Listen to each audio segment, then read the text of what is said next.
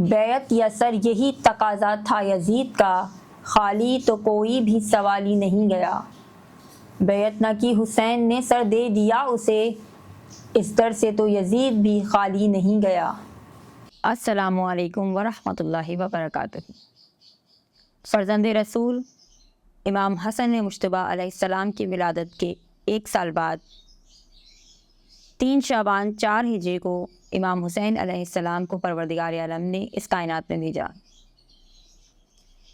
ولادت کی خبر سنتے ہی جناب رسول خدا مسجد سے فوراً تشریف لے آئے اور حضرت اسما سے فرمایا، اے اسما، میرے بچے کو میرے پاس کپڑے میں لپیٹ کر لا دو۔ جناب اسما نے امام حسین کو سفید کپڑے میں لپیٹ کر رسول خدا صلی اللہ علیہ وآلہ وسلم کی گود میں دیا۔ رسول خدا صلی اللہ علیہ وآلہ وسلم نے شادمانی کے عالم میں جناب اسما سے امام حسین کو اپنی آغوش میں لیا۔ آغوش میں لینے کے بعد آپ نے ان کے بوسے دیے اور سیدھے کان میں اذان اور الٹے کان میں اقامت کہی۔ اس کے بعد آپ نے گریہ فرمایا اور امام حسین کو جناب اسما کے گود میں واپس دے دیا۔ جناب اسما نے کہا، یا رسول اللہ، میرے ماں باپ آپ پر قربان ہو جائیں، آپ کے گریے کا کیا سبب ہے؟ رسول خدا صلی اللہ علیہ وآلہ وسلم نے فرمایا، اے اسما، میرے بعد ایک باغی گروہ اس کو قتل کرے گا اور پروردگار عالم ان لوگوں کو میری شفاعت سے محروم رکھے گا۔ وحی خدا کے نزول کے بعد آپ کا نام حسین رکھا۔ ولادت کے 7ویں روز ایک گوسفند امام حسین کے عقیقے کے لیے ذبح کیا گیا۔ اس کے بعد حضور اکرم صلی اللہ علیہ وآلہ وسلم نے امام حسین علیہ السلام کے سر کے بال مونڈے اور ان کے وزن کے برابر چاندی صدقہ کی گئی۔ بے شک امام حسین علیہ السلام نے ایسے گھرانے میں آنکھ کھولی تھی کہ جہاں پروردگار عالم نے بے شمار آیتیں اور صورتیں ائمہ اہل بیت علیہ السلام کی شان میں نازل کی۔ کبھی پروردگار عالم آیت تطہیر کا نزول کرتا ہے، کبھی آیت مباہلہ نازل ہوتی ہے، کبھی پورا کا پورا سورہ ائمہ اہل بیت علیہ السلام کی شان میں نازل ہوتا ہے، اور کبھی آیت مودت پروردگار عالم نازل فرماتا ہے۔ امام حسین علیہ السلام نے اپنے نانا حضرت محمد صلی اللہ علیہ وآلہ وسلم اور اپنے والد ماجد حضرت علی بن ابی طالب علیہ السلام، اپنی والدہ خاتون جنت فاطمۃ الزہرا سلام اللہ علیہا کی طرز پر ہی فکری، اخلاقی، معنوی، روحانی تربیت پائی۔ پروردگار عالم سے رابطے کے متعلق جب امام حسین علیہ السلام سے دریافت کیا گیا کہ آپ خدا سے کتنا ڈرتے ہیں، تو امام حسین علیہ السلام نے فرمایا، قیامت کی ہولناکیوں سے ہرگز وہ شخص امان میں نہ ہوگا جو دنیا میں خوف خدا نہ رکھتا ہو۔ وضو کے دوران امام حسین علیہ السلام کا چہرہ متغیر ہو جاتا تھا اور جسم لرزنے لگتا تھا۔ جب اس کے متعلق پوچھا گیا تو امام حسین علیہ السلام نے فرمایا کہ جب انسان کسی بہت ہی طاقتور بادشاہ کے سامنے حاضر ہو رہا ہو تو اس کا رنگ متغیر اور جسم لرزے گا ہی۔ شب عاشور جب امام حسین علیہ السلام نے ایک رات کی مہلت مانگی تاکہ وہ اس رات کو اپنی عبادت اور مناجات میں صرف کر سکیں، اس کے متعلق امام حسین علیہ السلام فرماتے ہیں، ہم چاہتے ہیں کہ یہ رات اپنے پروردگار عالم کی بارگاہ میں حالت نماز میں بسر کریں، قرآن کی تلاوت کریں، کثرت سے استغفار انجام دیں، جبکہ میرا پروردگار عالم جانتا ہے کہ مجھے نماز پڑھنا، قرآن کی تلاوت کرنا، دعا اور استغفار کرنا کس قدر پسند ہے۔ لوگوں سے امام حسین علیہ السلام کا ربط و ضبط ایک رہنما اور امت مسلمہ کے سربراہ کی مانند تھا۔ یہ ایک مسلمہ حقیقت ہے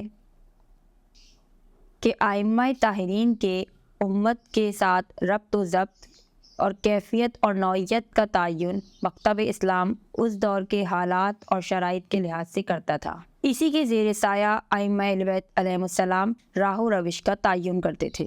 ایک مرتبہ امام حسین علیہ السلام ایک راستے سے گزر رہے تھے، وہاں کچھ فقراء بیٹھے ہوئے اپنا کھانا تناول کر رہے تھے۔ انہوں نے امام حسین علیہ السلام کو دعوت دی کہ آپ بھی ہمارے ساتھ کھانے میں شریک ہوں، تو امام حسین علیہ السلام ان کے ساتھ کھانے میں شریک ہوئے اور فرمایا کہ پروردگار عالم تکبر کرنے والوں کو پسند نہیں کرتا۔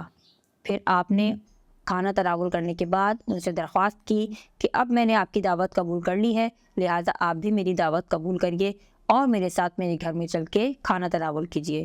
امام حسین علیہ السلام ان تمام لوگوں کو اپنے ساتھ اپنے گھر پہ لے گئے۔ اپنی بیوی حضرت ام رباب سے فرمایا کہ اے رباب، گھر میں جو بھی کچھ کھانے کے لیے موجود ہے وہ لے آؤ۔ جناب رباب نے دسترخوان لگایا اور گھر میں جو بھی کچھ کھانے کو موجود تھا وہ دسترخوان پہ سجا دیا۔ کھانے سے فراغت کے بعد امام حسین علیہ السلام نے ان لوگوں کو کھانا اور مال و زر بطور ہدیہ پیش کیا۔ روز عاشور امام حسین کے اصحاب کو امام حسین علیہ السلام کی پشت پر کچھ نشانات نظر آئے، جن کے بارے میں جب امام سجاد سے پوچھا گیا تو انہوں نے بتایا، یہ نشانات ان نان و خرمے کی بوریوں کے ہیں کہ جو میرے بابا اپنی پشت پر اٹھا کر مدینے کی بیواؤں، یتیموں اور مسکینوں کے گھروں پر لے جاتے تھے۔ امام حسین علیہ السلام خدا کی عبادت کو اس طرح بیان کرتے ہیں کہ ایک گروہ خدا کی عبادت لالچ کے لیے کرتا ہے، یہ تاجروں کی سی عبادت ہے۔ ایک گروہ خدا کی عبادت خوف کی بنا پہ کرتا ہے، یہ غلاموں کی سی عبادت ہے۔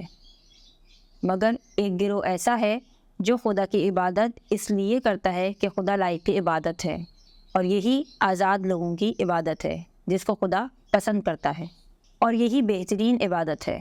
رسول خدا صلی اللہ علیہ وآلہ وسلم نے ارشاد فرمایا، حسن اور حسین میرے بیٹے ہیں، جو شخص ان سے محبت کرے گا اس نے مجھ سے محبت کی، اور جس نے مجھ سے محبت کی اس نے خدا سے محبت کی، اور جو خدا سے محبت کرے گا وہ جنت میں داخل ہوگا، اور جس شخص نے حسن اور حسین سے بغض رکھا اس نے مجھ سے بغض رکھا، اور جس نے مجھ سے بغض رکھا اس نے خدا سے بغض رکھا، اور جو خدا سے بغض رکھے گا وہ سیدھا اوندھے منہ جہنم میں ڈال دیا جائے گا۔ ایک موقع پہ رسول خدا صلی اللہ علیہ وآلہ وسلم نے ارشاد فرمایا کہ یہ دونوں میرے بیٹے ہیں، بس جس نے ان سے محبت کی اس نے مجھ سے محبت کی، اور جس نے ان سے دشمنی رکھی اس نے مجھ سے دشمنی رکھی۔ واقعہ کربلا میں امام حسین علیہ السلام نے مدینے اور مکے کی حرمت کا جس طرح سے خیال رکھا وہ ایک فرزند رسول ہی رکھ سکتا ہے، کہ امام حسین علیہ السلام ارشاد فرماتے ہیں، خدا کی قسم اگر میں مکہ مکرمہ سے ایک بالشت دور بھی قتل کر دیا جاؤں تو یہ بات مجھے اس سے زیادہ محبوب ہے کہ میں مکہ مکرمہ میں قتل کیا جاؤں۔ پھر فرمایا، اگر میں مکہ مکرمہ سے 2 بالشت دور قتل کیا جاؤں تو یہ بات مجھے اس سے زیادہ محبوب ہے کہ میں مکہ مکرمہ سے 1 بالشت دور قتل کیا جاؤں۔ یعنی امام حسین علیہ السلام جانتے تھے کہ یہ باطل گروہ میری کسی طرح سے بھی جان نہیں چھوڑیں گے، یہ مجھ سے یا تو بیعت لیں گے یا میرا سر قلم کر دیں گے۔ امام حسین علیہ السلام نے مکے اور مدینے کی حرمت کا لحاظ رکھتے ہوئے اپنے سفر کو جاری رکھا۔